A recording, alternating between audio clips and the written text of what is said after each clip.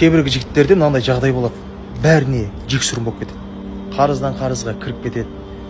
Бір ісі оңды болмайды ғой. Үйімен де ұрсып қалады, достары да лақтырып кетеді. И ана бала думкада да темекісін шек кетеді, болмаса ішеді, не болып кетті, өмірде ең жол болмайтын не деген сорлы адам болдым деп өзін жей береді да.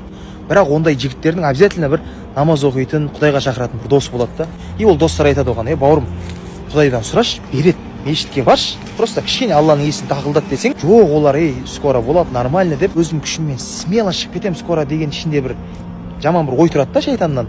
Сол жаңағы істеп жүрген жаман тірлігін істеп, қайттан сол былыққа батып жүре береді. Ал негізінде Құдай оған есікті көрсетіп тұр да. Жаңағы досын жіберіп тұр. Кей кезде осындай жағдай болып жатса, бауырлар, біліңіздер, Құдайға қарай жүгіріңіздер. Құдайға барып жүгіріп қалған бәрін тастағанда Алла алдында 100 есіктің бәрін ашып қояды. Ал өзім бір нәрсені істеймін, өзім бір нәрсені оңдырамын, ішіңізге өзіңізбен өзіңіз шайтан берген мотивацияға сенбеңіздер. Өйткені бүкіл есіктің кілті Аллада. Алламен байланыс дұрысталып, кілтті тапқан кезде ойлаған бизнесіңіз, планыңыз, машина, көлік, әйел, бала шаға бәрі өзі-ақ келеді.